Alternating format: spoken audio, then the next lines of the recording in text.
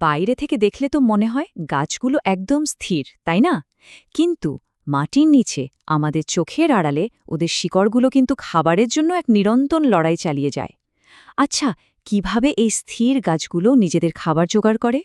চলুন সেই অদৃশ্য জগতের রহস্যটাই আজ একটু জেনে আসা যাক। এটাই তো সবচেয়ে বড় প্রশ্ন। অন্য প্রাণীরা খাবারের জন্য দৌড়াতে পারে, শিকার করতে পারে, কিন্তু একটা গাছ, সে তো এক চুলও নড়তে পারে না। তাহলে কিভাবে সেই গাছটা শুধু বেঁচে থাকে না, বরং দিনে দিনে এত বিশাল হয়ে ওঠে? এর উত্তরটা কিন্তু লুকিয়ে আছে এক্কেবারে আণুবীক্ষণিক পর্যায়ে, এক অসাধারণ কৌশলের মধ্যে।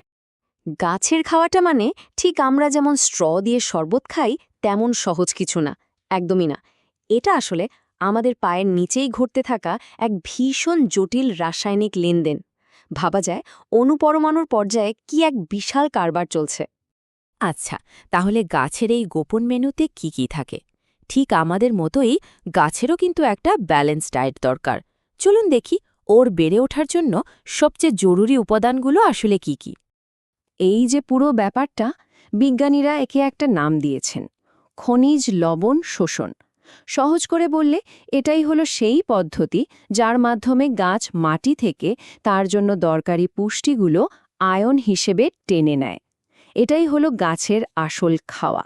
জানেন, গাছের খাদ্য তালিকায় প্রায় 17টারও বেশি জরুরি উপাদান আছে। তবে তার মধ্যে কয়েকটা হলো সুপারস্টার, মানে ম্যাক্রোনিউট্রিয়েন্ট। যেমন ধরুন, নাইট্রোজেন ছাড়া গাছের পাতা ঠিকমতো সবুজই হবে না, আবার ফসফরাস না পেলে তার শিকড় বা ফুল ঠিকঠাক বাড়বে না। মানে প্রত্যেকটারই কিন্তু একটা নির্দিষ্ট আর খুব গুরুত্বপূর্ণ ভূমিকা আছে। এখানে একটা ব্যাপার কিন্তু মাথায় রাখতে হবে, গাছ কিন্তু মাটি থেকে খনিজকে কঠিন অবস্থায় তুলে নিতে পারে না, একদমই পারে না। ওকে অপেক্ষা করতে হয় যতক্ষণ না এই খনিজগুলো পানিতে গুলে গিয়ে চার্জযুক্ত কণিকা, মানে আয়নে পরিণত হচ্ছে। গাছ শুধু এই আয়নগুলোকেই গ্রহণ করতে পারে। বেশ, তাহলে আয়নগুলো এখন পানিতে ভেসে বেড়াচ্ছে, গ্রহণের জন্য তৈরি। কিন্তু আসল চ্যালেঞ্জটা তো এখন শুরু। মাটি থেকে গাছের মূলের কোষের ভেতরে ঢুকবে কি করে? এই দরজাটা খুলে কিভাবে?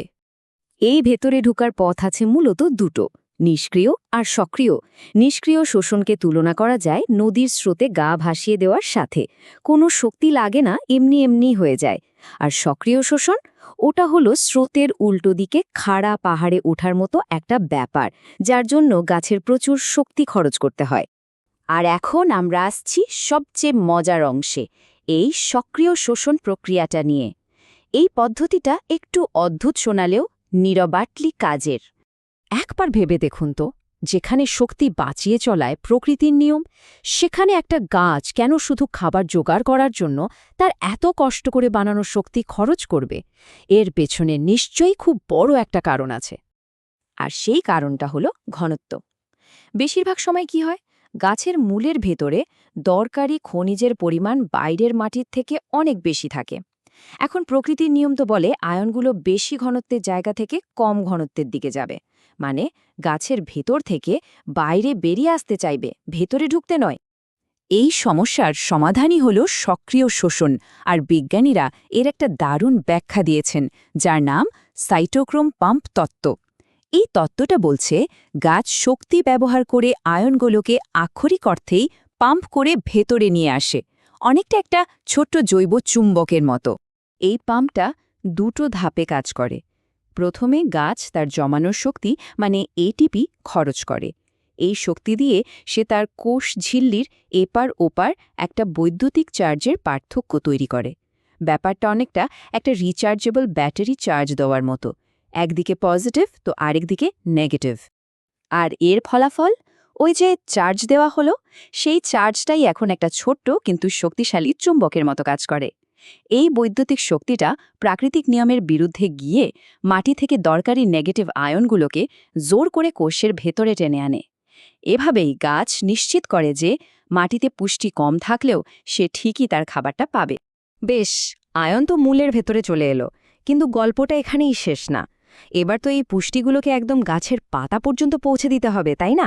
আর এখানেই গাছকে একটা বিরাট ত্যাগ স্বীকার করতে হয়। এই প্রক্রিয়াটার নাম হল প্রসেদন বা ট্রান্সপিরেশন। গাছ কি করে? তার পাতার মধ্যে থাকা ছোট ছোট ছিদ্র দিয়ে ক্রমাগত পানি বাষ্প হিসেবে বাতাসে ছাড়তে থাকে। আর এই পানি হারানোর ফলেই মূল থেকে পাতা পর্যন্ত একটা প্রচণ্ড টান তৈরি হয়, যেটা অনেকটা স্ট্র দিয়ে জুস টানার মতো কাজ করে। কিন্তু এত জরুরি একটা প্রক্রিয়াকে বিজ্ঞানী কার্টিস প্রয়োজনীয় মন্দ বা নেসেসারি ইভল বলেছেন। কিন্তু কেন? এত ভালো একটা জিনিসের মধ্যে আবার মন্দ কি থাকতে পারে? কারণটা শুনলে অবাক হয়ে যাবেন।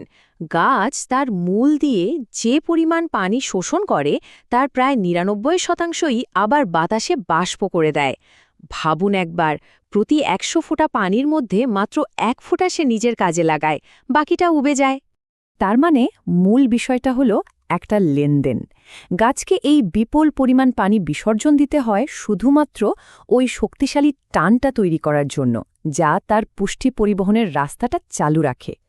জীবনের জন্য কি অসাধারণ এক আপোষ, তাই না? তাহলে চলুন পুরো ছবিটা একবার একসাথে দেখি। এই যে অদৃশ্য প্রক্রিয়াগুলো, এগুলোই কিন্তু পৃথিবীতে প্রাণের অন্যতম চালিকা শক্তি। সংক্ষেপে বলতে গেলে একটা খনিজ আয়নের যাত্রা ৩ ধাপে শেষ হয়। প্রথমে মাটির মধ্যে মূলের সাথে দেখা হওয়া, তারপর শক্তি খরচ করে জোর করে মূলের ভেতরে ঢোকা, আর সবশেষে প্রচ্ছেদনের টানে একদম পাতা পর্যন্ত লম্বা একটা সফর। সুতরাং এই পুরো জটিল প্রক্রিয়াটা আসলে প্রকৃতির এক অসাধারণ সমাধান। এর মাধ্যমে একটা গাছ এক জায়গায় স্থির থেকেও তার প্রয়োজনীয় খাবারের জন্য রীতিমতো শিকার করতে পারে। কি অসাধারণ একটা কৌশল, তাই না? এই যে শান্ত নীরব গাছগুলো, এরাই আসলে আমাদের গ্রহের অদৃশ্য ইঞ্জিনিয়ার। এই পুরো ব্যাপারটা আমাদের ভাবতে বাধ্য করে যে আমাদের চারপাশে একদম চোখের সামনে এরকম আর কত শত জটিল আর বিস্ময়কর প্রাণের কৌশল প্রতিনিয়ত কাজ করে চলেছে, যা আমরা হয়তো খেয়ালই করছি।